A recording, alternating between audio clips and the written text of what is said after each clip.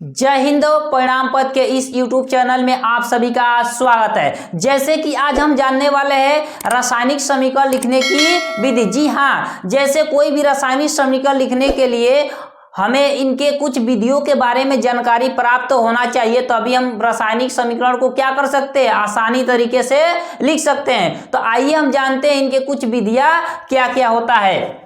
जैसे इसमें आपका पहला है, अभिक्रिया में भाग लेने वाले सभी अभिकारक तथा उत्पाद का अणु सूत्र या प्रतीक ज्ञात तो होना चाहिए। जैसे अभी आप सुने कि रासायनिक अभिक्रिया में भाग लेने वाले सभी अभिकारक तथा उत्पाद का अणु सूत्र या प्रतीक ज्ञात होना चाहिए, तभी हम क्या कर सकते हैं, रासायनिक समीकरण को आसानी से लिख सकते हैं। चलिए अब हम जानते हैं इसमें दूसरा, आपका दूसरा रासायनिक समीकरण में पदार्थ सदैव उनके आणविक रूप में लिखे जाते हैं। उदाहरण के तौर पर समझते हैं हम, यहाँ पर दिया hydrogen, oxygen, nitrogen, bromine, iodine, उसके बाद से क्लोरीन आदि को क्रमशः H2, O2, N2, Br2, I2, Cl2 के रूप में लिखा जाता है।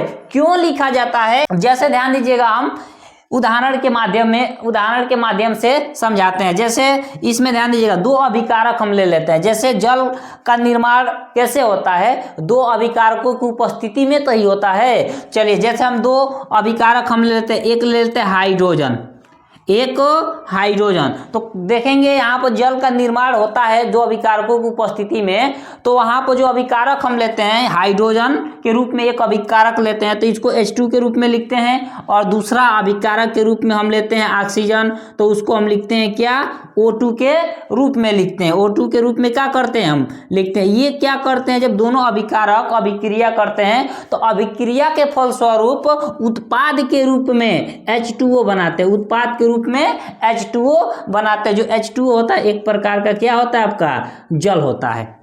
चलिए हम दूसरा उदाहरण भी समझ लेते हैं, ध्यान दीजिएगा। जैसे यहाँ पर दूसरा में अभिकारक में हम ले लेते हैं, एक ले लेते हैं नाइट्रोजन। जैसे इसमें क्या करते हैं, नाइट्रोजन ले लेते हैं, तो नाइट्रोजन जैसे अमोनिया आप देखेंगे, अमोनिया कैसे निर्माण होता है, अमोनिया का उसमें क्या होते हैं, दो अभिकारक होते हैं, एक नाइट्रोजन होता है और एक हाइड्रोजन होता है। ये दोनों मिलते हैं तो किसका निर्माण होता है, अमोनिया का निर्माण होता है। तो ध्यान दीजिएगा यहाँ पर जो इसमें अब इस अभिकारक में जो आपका जो नाइट्रोजन होता है N2 के रूप में लिखा होता है, और जो दूसरा आपका अभिकारक होता है, आपका दूसरा अभिकारक आपका होता है H, वो क्या होता है, H2 के रूप में लिखा होता है। ये क्या करते हैं, जब अभिक्रिया करते हैं तो अभिक्रिया के फलस्वरूप उत्पाद के रूप में अमोनिया बनाते हैं, NH3 बनाते हैं, अमोनिया बनाते हैं, अमोनिया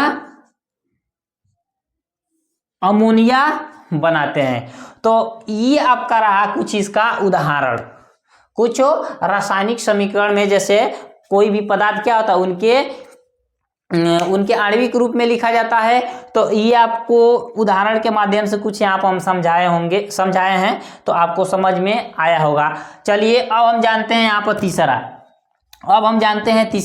तीसरा में आपका दिया है कि एक परमाणु तत्वों को रासायनिक समीकरण में उनके प्रतीकों या संकेतों द्वारा दर्शाया जाता है। जैसे उदाहरण के माध्यम से समझते हैं, यहाँ पर sodium, potassium, magnesium, zinc, iron, copper आदि को क्रमशः Na, Mg, Zn, Fe, Cu के रूप में क्या होता है, दर्शाया जाता है, या Cu के द्वारा क्या होता है, दर्शाया जाता है। समझ रहे हैं ना। ये क्यों दर्शाया जाता है, क्योंकि एक परमाणु तत्व होते हैं, इसलिए सोडियम को Na के रूप में, पोटेशियम को K के रूप में, इन सब को इसी प्रकार से दर्शाया जाता है। चलिए अब हम जानते हैं रासायनिक अभिक्रिया को रासायनिक समीकरण के रूप में निम्न प्रकार से परिवर्तित किया जाता है। कोई भी रासायनिक अभिक्रिया को रासायनिक समीकरण में निम्न प्रकार से परिवर्तित किया जाता है। तो कोई भी रासायनिक अभिक्रिया को रासायनिक समीकरण में परिवर्तित करने के लिए हमें यहाँ भी कुछ जानकारियाँ पता होना चाहिए, तभी हम क्या कर सकते हैं, कोई भी रासायनिक अभिक्रिया को हम क्या कर सकते हैं, रासायनिक समीकरण के रूप में लिख सकते हैं।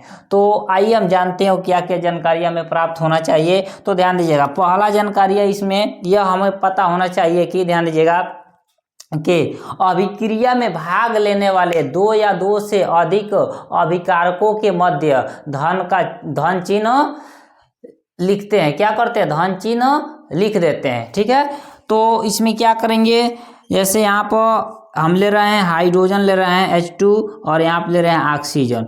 तो इसमें कहा जा रहा है कि रासायनिक अभिक्रिया में दो या दो से अधिक अभिकारकों के मध्य क्या करते हैं? धन का चिन्ह लिख देते हैं। चलिए, तो यहाँ पे क्या करेंगे? धन का चिन्ह लिख देंगे। उसके बाद से ये आपका मुख्य बातें हैं, ये पहला आपका मुख्य बातें है। उसके बाद से चलिए हम दूसरा मुख्य बातें बताते हैं, क्या आपको पता होना चाहिए। तो ध्यान दीजिएगा, इसमें अभिकारक के उत्पाद में परिवर्तन के फलस्वरूप, जब यह उत्पाद में परिवर्तित हो जाएगा, मीन्स बदल जाएगा, H2O के रूप में बदल जाएगा, तो ये अभिकारक और उत्पाद के मध्य, अभिकारक और उत्पाद के मध्य हम क्या करेंगे?